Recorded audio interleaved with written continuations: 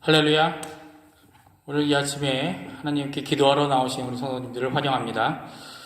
특별히 오늘 이 아침에 하나님의 크신 은혜가 임하시는 자리가 되길 원합니다. 오늘 다같이 사도신경으로 우리의 신앙을 고백하시면서 네 번째 날, 고난주간 네 번째 날 특별 새벽 기도회를 하나님께 드리겠습니다. 전능하사 천지를 만드신 하나님 아버지를 내가 믿사오며 그 외아들 우리 주 예수 그리스도를 믿사오니 이는 성령으로 잉태하사 동정녀 마리아에게 나시고 본디오 빌라도에게 고난을 받으사 십자가에 못 박혀 죽으시고 장사한 지 사흘 만에 죽은 자 가운데서 다시 살아나시며 하늘에 오르사 전능하신 하나님 우편에 앉아 계시다가 저리어서 산 자와 죽은 자를 심판하러 오시리라. 성령을 믿사오며 거룩한 공예와 성도가 서로 교통하는 것과 죄를 사하여 주시는 것과 몸이 다시 사는 것과 영원히 사는 것을 믿사옵나이다. 아멘. 이 시간 하나님을 찬양하는 시간 갖도록 하겠습니다.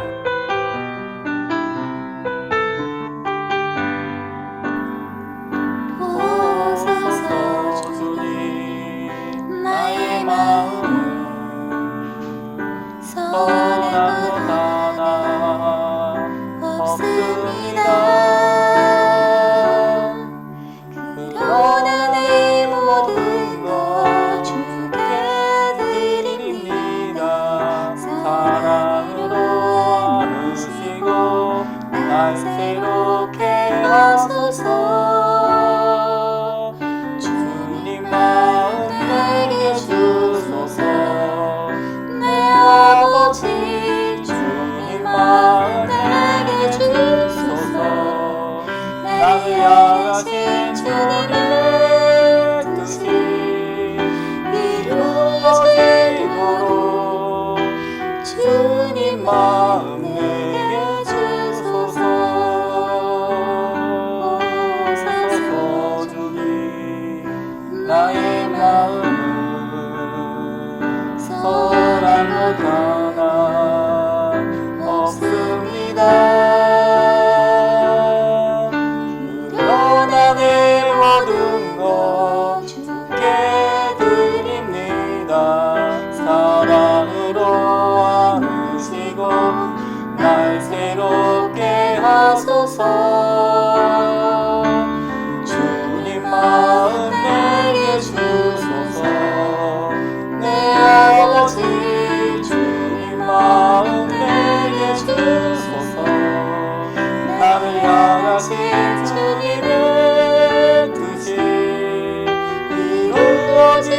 이루어지도록 주님 마음 내게 주소서. 내게 사랑을 가르치소서. 당신의 마음으로 용서하게 하소서. 주의 성령 내게 채우사 주의 길 가게 하소서. 주님 당신 마음 주소서. 주의 성령 내게 채우사 주의 길 가게 하소서. 주님 당신 마음 주소서. 주님 마음 내게 주소서. 내 아버지 주님 마음 내게 주소서. 나를 향하신 주님의 뜻이 이루어지도록 주님 마음 내게 주소서.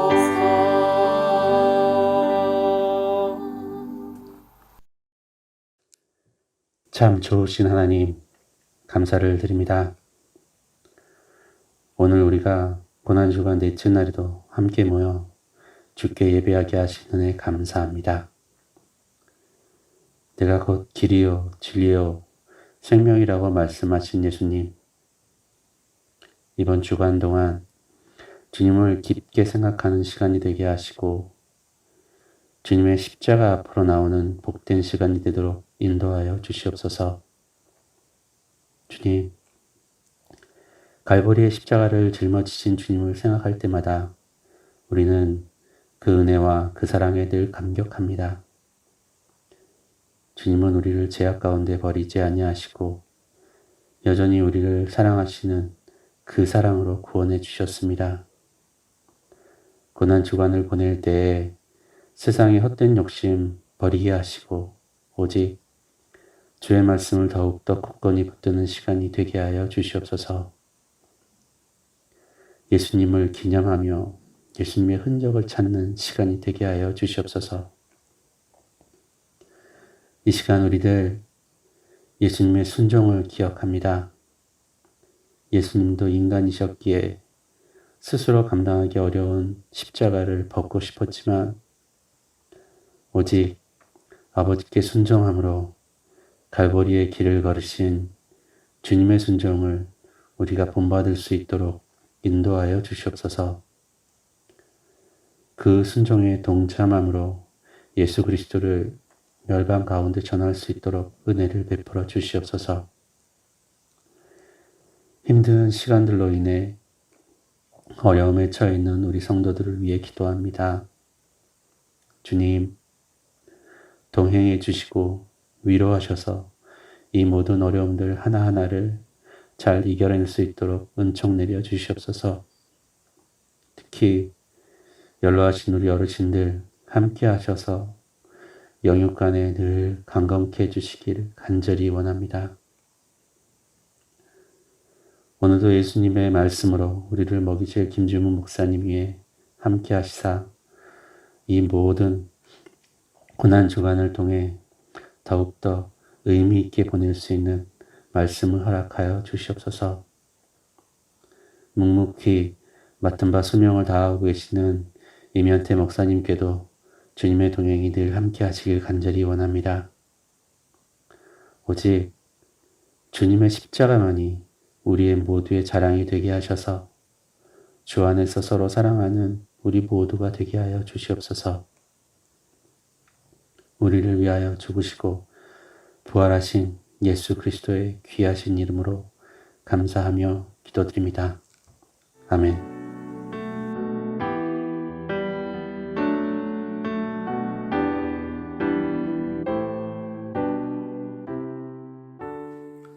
성경 말씀 함께 읽습니다. 성경 마가복음 15장 1절로 15절 말씀입니다. 함께 읽습니다. 새벽에 대제사장들이 즉시 장로들과 서기관들 곧 온 공회와 더불어 의논하고 예수를 결박하여 끌고 가서 빌라도에게 넘겨주니 빌라도가 묻되 네가 유대인의 왕이냐? 예수께서 대답하여 이르시되 네 말이 옳도다 하시매 대제사장들이 여러 가지로 고발하는지라. 빌라도가 또 물어 이르되 아무 대답도 없느냐? 그들이 얼마나 많은 것으로 너를 고발하는가 보라 하되 예수께서 다시 아무 말씀으로도 대답하지 아니하시니 빌라도가 놀랍게 여기더라. 명절이 되면 백성들이 요구하는 대로 죄수 한 사람을 놓아주는 전례가 있더니 밀란을 꾸미고 그 밀란 중에 살인하고 체포된 자 중에 바라바라 하는 자가 있는지라. 무리가 나아가서 전례대로 하여 주기를 요구한데 빌라도가 대답하여 이르되 너희는 내가 유대인의 왕을 너희에게 놓아주기를 원하느냐 하니 이는 그가 대제사장들이 시기로 예수를 넘겨준 줄 알미러라. 그러나 대제사장들이 무리를 충동하여 도리어 바라바를 놓아달라 하게 하니 빌라도가 또 대답하여 이르되 그러면 너희가 유대인의 왕이라 하는 이를 내가 어떻게 하랴? 그들이 다시 소리 지르되 그를 십자가에 못 박게 하소서. 빌라도가 이르되 어찌미냐? 무슨 악한 일을 하였느냐 하니 더욱 소리 지르되 십자가에 못 박게 하소서 하는지라. 빌라도가 무리에게 만족을 주고자 하여 바라바를 놓아주고 예수는 채찍질하고 십자가에 못 박히게 넘겨주니라. 아멘. 오늘 본문 마가복음 15장의 말씀은 로마의 총독 빌라도의 예수님에 대한 신문과 사형 집행 허가를 말하는 내용입니다. 유대 종교 지도자들의 하속들이 예수를 체포해서 제일 먼저 데려간 곳은 당시 대제사장인 가야바의 장인 안나스의 집이었습니다. 안나스는 제일 먼저 예수님을 신문하였으나 어떠한 죄목도 발견하지 못한 채 현 대제사장이었던 가야바에게로 보냈습니다. 가야바에게로 넘겨진 예수님은 신성모독이라는 죄명을 뒤집어쓰고 사형을 선고받게 되었습니다. 그러나 유대 종교 지도자들은 로마의 식민지 상태에서의 사법체제로는 사형 집행권을 독자적으로 행사할 수 없었기 때문에 빌라도 총독의 법정에 가서 사형을 요구하게 되었습니다. 이로 말미암아 빌라도는 예수님에 대한 1차 신문을 하였고, 하지만 빌라도도 예수님에게 어떠한 범죄 사실을 발견하지 못하자 예수님이 갈릴리 사람이었다는 것을 알고 예수님 당시 갈릴리 분본왕으로 있었던 헤롯 안디바에게 보내어 신문을 받게 합니다. 예수님을 신문한 헤롯 안디바 역시 독자적으로 판결을 내리지 못하고 예수님을 다시 빌라도에게로 보냅니다. 그래서 빌라도는 예수님에 대한 2차 신문을 하게 된 사건이 오늘 마가복음 15장에 기록된 내용입니다. 예수님께서는 최종적으로 여기서 사형을 허가받고 마침내 십자가의 죽음을 맞이하게 되었습니다. 권력은 부패하기 마련입니다. 절대 권력은 절대적으로 부패하게 되어 있습니다. 자기들에게 주어진 권위와 권력을 가지고 예수님에게 공정한 재판을 해주는 대신 사내들이는 부패와 권력의 남용을 통해서 불법적인 재판을 통해 예수님을 정죄하고 맙니다. 마가는 이러한 재판 과정을 다른 복음서에 비해서 매우 간략하게 묘사해주고 있습니다. 그 이유는 예수님의 사형이 확정된 2가지 핵심 재판만을 기록하는 것으로 충분하다라고 생각했기 때문일 것입니다. 즉 유대 종교 지도자들에 의해서 사형이 결정된 대제사장 가야바의 판결과 로마 총독 빌라도의 최종 판결만으로 예수님이 사형에 처해지게 되었다는 사실을 확실히 알 수 있기 때문에 그런 것입니다. 오늘 마가복음 15장 1절에서는 새벽에 대제사장들이 예수님을 빌라도에게로 넘겨줍니다. 빌라도는 유대 지방을 관리하던 로마 총독이었습니다. 그는 주후 26년에 가이사 디베료에 의해 임명되었습니다. 군대와 로마에 바쳐질 세금 징수 그리고 치안 유지가 빌라도의 주된 임무였습니다. 자기 관할 아래 있는 사람들의 생사에 대한 권한은 물론 대제사장을 임명하는 권한 또한 사형 결정에 대한 권한도 지니고 있었습니다. 그는 예수님의 죽음에 대한 실제적인 책임자였으면서도 책임을 회피하기 위해 손을 씻는 이러한 행동을 했던 처세술에 능했던 사람이었습니다. 한쪽으로는 지저없는 정치가였습니다. 아내의 지혜로운 조언도 자신의 양심을 정치적 이해관계 때문에 무시했던 인물이었습니다. 진리를 외면하고 사람들의 이목과 인기에 영합한 사람, 지극히 세속적인 인물이었다고 우리는 평가할 수밖에 없습니다. 그는 법적으로는 예수님을 재판할 자격이 있었을지는 몰라도 윤리나 도덕적으로는 재판할 자격이 전혀 없었던 사람이었습니다. 예수님은 이러한 빌라도에게 넘겨진 것입니다. 본문 2절에 보면 빌라도가 예수님에게 묻습니다. 네가 유대인의 왕이냐? 같은 내용을 기록한 누가복음에 보면 사내들이는 예수님을 빌라도에게 넘겨줄 때 이미 이자가 로마에 대한 납세를 거부하고 스스로 왕이라고 선언하였다라는 정치적인 반란가로 고소를 한 상태였습니다. 이러한 고소 내용을 기초로 해서 빌라도는 예수님께 질문을 했던 것입니다. 네가 저 대제사장들이 산헤드린에서 말하는 것처럼 유대인의 왕이냐? 라는 질문입니다. 여기서 내가 유대인의 왕이냐? 라는 이 질문은 현재 시제 동사를 사용하고 있습니다.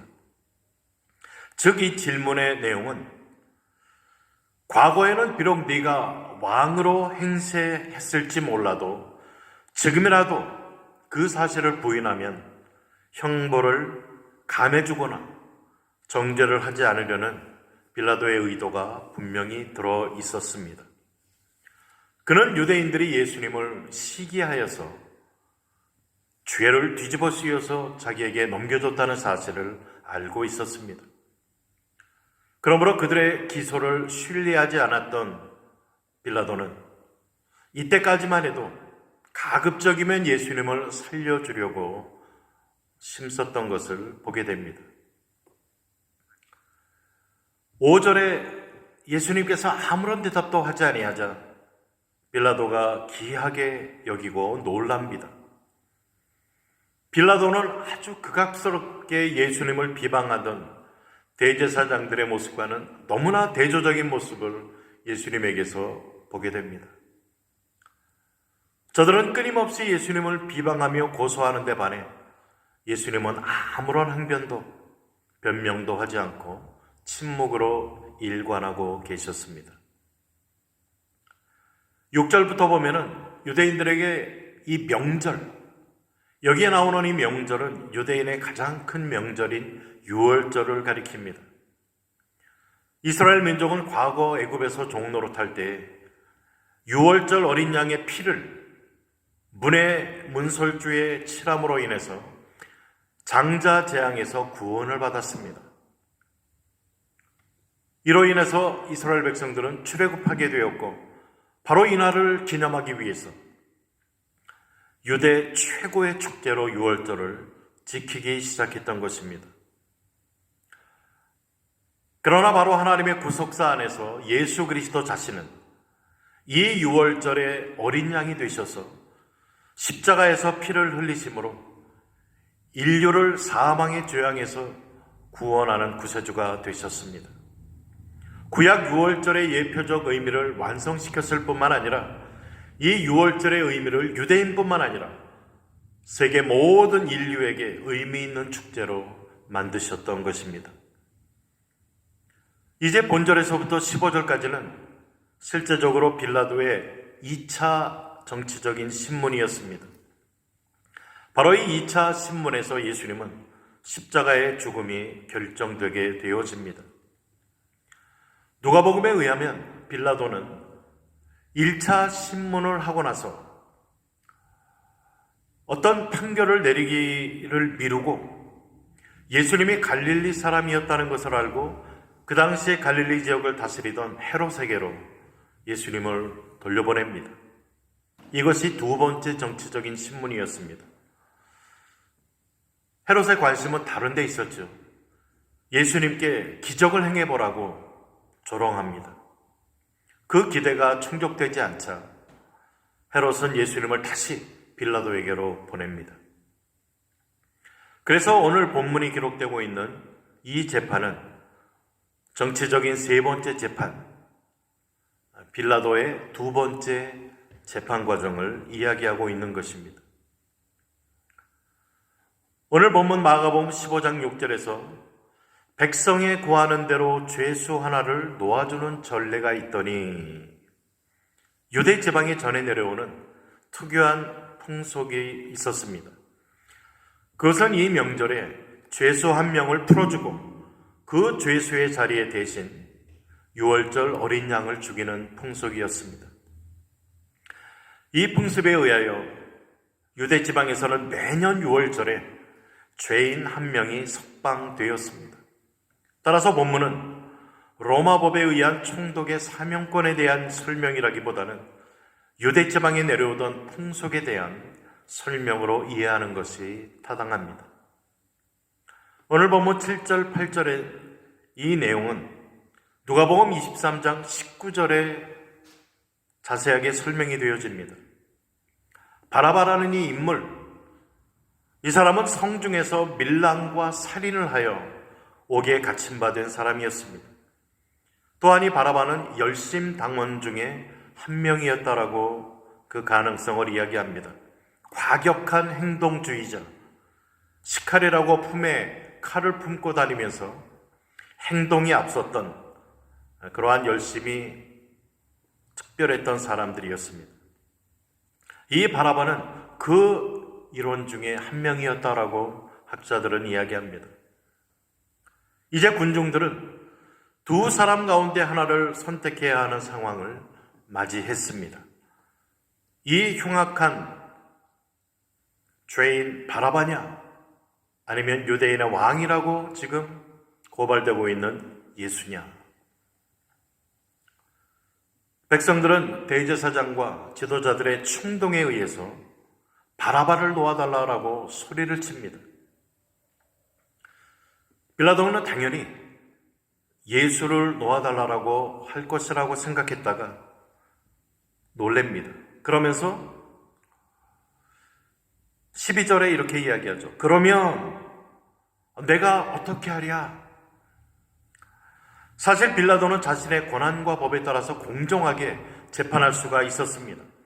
그는 유대의 행정 최고 책임자였기 때문에, 총독이자 사법 최고 책임자인 재판장이었기 때문에 얼마든지 본인의 소신대로 재판할 수가 있었습니다. 그는 또한 이미 예수님에 대한 무죄에 대해 확신을 가지고 있었습니다. 그러나 불행하게도 재판장 빌라도는 법과 자신의 양심의 소리보다는 무리들의 판단에 맡기는 실수를 범합니다. 마지막 판단의 그 공을 무리들에게 전가하고 있는 모습을 보게 됩니다. 결과적으로는 비겁하게 판결의 책임을 군중들에게 전가시키려고 했던 것입니다. 군중들은 소리칩니다. 13절에 다시 소리 지르되 그를 십자가에 못 박게 하소서. 군중들의 강한 의지를 반영하고 있습니다. 여기서 우리는 군중들의 이 군중 심리, 참 우리가 주의해야 될 것을 경고해 주고 있습니다. 분위기에 우리는 쉽게 요동되고 휩싸이게 되어지는 성향이 있습니다. 이 본문에서도 보면 군중 심리가 얼마나 위험한가를, 그리고 얼마나 어처구니 없는 결정들을 내리게 만들었는지를 보게 됩니다. 그런데 여기서 예수님을 십자가에 못 박게 하소서라고 소리치는 그 무리 중에 많은 사람들이 예루살렘 입성 시 예수님께서 나귀를 타고 예루살렘에 입성하실 때 환호하고 찬송했던 무리였을 것이라는 것입니다. 불과 며칠 전에 그렇게 예수님을 환영하고 메시아, 우리의 구속자, 왕이여라고 소리치고 기뻐했던 그들이 며칠 만에 이렇게 얼굴의 모습을 바뀌면서 예수님을 흉악한 십자가형에 처해달라고 소리치고 있는 모습을 보게 되어집니다. 그들은 대제사장들의 하속들이나 돈을 받고 고용된 자들이 많이 있었을 것입니다. 그들의 충동과 아울러서 군중들은 예수님을 십자가에 못 박으라라고 크게 소리 질렀습니다. 한편 그들이 원하는 십자가의 형벌은 로마 시대의 속국을 다스리던 총독들에 의해서 행해지던 가장 극악무도한 처벌법이었습니다. 예수님은 무지하신 분으로서 이런 고통스러운 형벌을 받을 하등의 이유가 없었지만 죄인들을 위해 십자가에 기꺼이 대속제물이 되셨습니다. 이러한 예수님의 죽음으로 말미암아 저주의 상징인 십자가가 영광스러운 기독교의 상징이 되고 죄와 어둠의 세력에 휩싸인 세상을 밝히는 놀라운 역사를 이루었던 것입니다. 우리는 오늘 본문에서 교훈을 받아야만 되겠습니다. 다수의 선택이 반드시 하나님의 뜻을 나타내는 것은 아니라는 사실입니다. 상당히 우리는 조심하고 주의해야만 됩니다. 그리고 군중 심리는 악으로 치우치기가 쉽다는 이야기입니다. 인간은 자기 유익에 따라 쉽게 변하는 존재입니다. 우리 인간들의 너무나 연약한 모습을 오늘 본문에서도 우리는 발견할 수가 있게 되어집니다. 마가복음 15장 15절에 빌라도의 본 모습이 이제 드러납니다. 빌라도가 무리에게 만족을 주고자 하여 공정한 재판을 해야만 했던 빌라도, 그의 최종 책임자였던 빌라도가 무리에게 만족을 주고자 하는 심판을 내리고 있는 것을 보게 됩니다. 빌라도는 예수의 십자가형을 요구하는 아주 광포한 무리들의 기대를 저버릴 경우에 발생할지도 모르는 밀란을 우려하였을 것입니다. 또한 로마의 반역자를 처벌하지 않는다는 고발이 있을 것을 두려워하여서 결국 예수님을 사형에 처하도록 결정을 내립니다. 오늘 이 본문의 병행 구절인 누가복음 23장 23절에 따르면 빌라도가 이러한 결정을 내리게 된 이유를 설명합니다.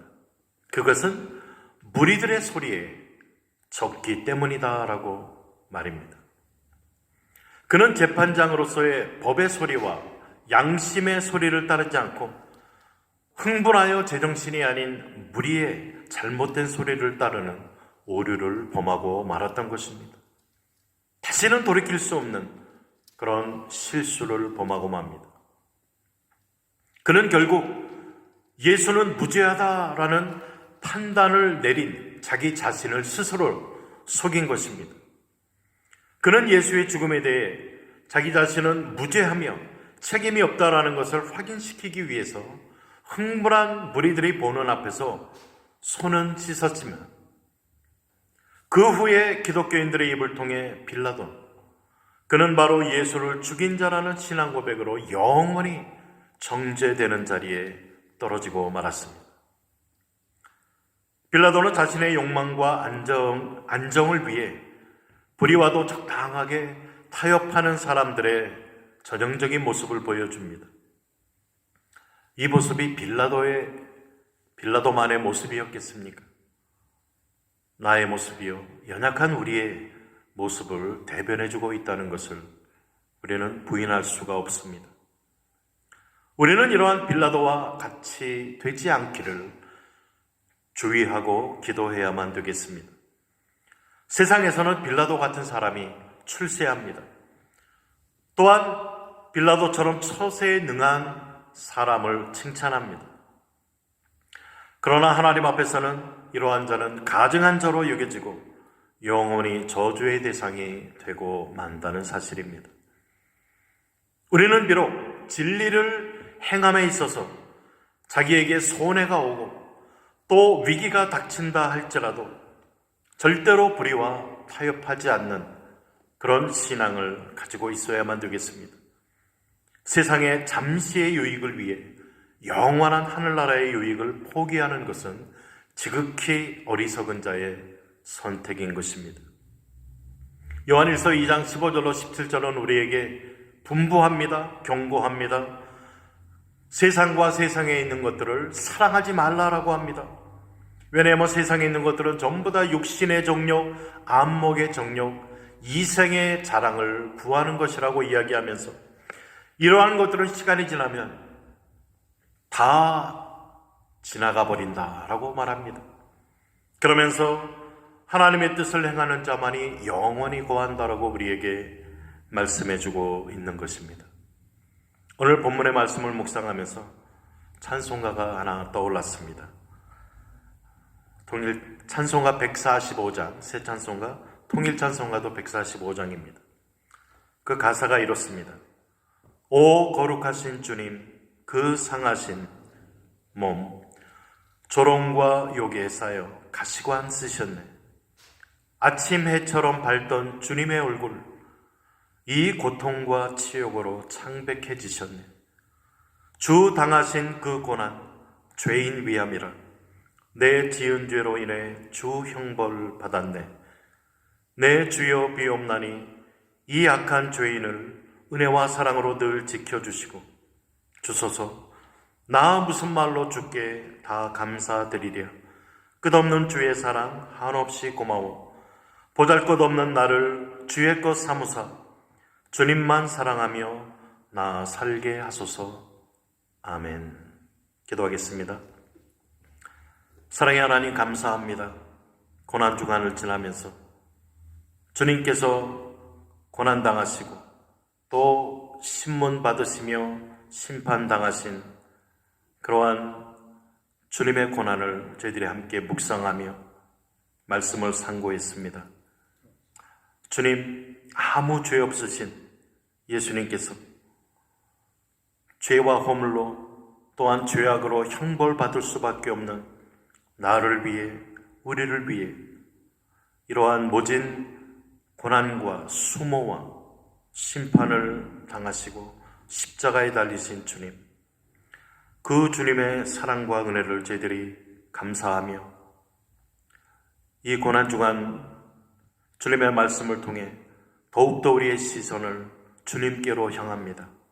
주님, 세상이 아무리 좋아 보이고 세상의 여론들이 아무리 소리친다 하여도 우리는 빌라도처럼 양심을 속이고 또한 진리를 왜곡하며 세상의 만족을 추구하는 그러한 자리에 빠지지 아니하도록 저희들을 붙들어 주시고, 저희들이 어떠한 불이익을 당한다 하여도 진리 편에 서서 주님을 믿는 자녀로서의 믿음의 행동들을 반드시 해나가는 주님의 제자여 주님의 사랑받는 자녀로 삶을 살아갈 수 있도록 은혜 베풀어 주옵소서. 하나님 앞에 감사드리며 예수님 이름으로 기도드립니다. 아멘. 우리 이 시간 합심하여 기도하는 시간 갖도록 하겠습니다. 말씀을 기억하시면서 기도하실 때에 우리 중앙교회와 통도들을 위해 기도해 주시고요. 그리고 더 나아가서는 우리가 살고 있는 아르헨티나와 대한민국 우리 조국을 위하여 꼭 기도해 주시고, 또 기도하실 때 지금 코로나 비루스를 하나님 멈추게 해주시고 날들을 감화해 주셔서 저희들이 이 가운데 넉넉히 이김을 받는 하나님의 보호하심을 받는 저희가 되게 해달라고 기도하시는 이 아침이 되셨으면 좋겠습니다. 또 함께 기도하실 때에 저희들이 가지고 나온 하나님께 드리는 기도의 제목으로 하나님께 기도하시면서 우리 아침 기도에 마치겠습니다. 기도하시겠습니다.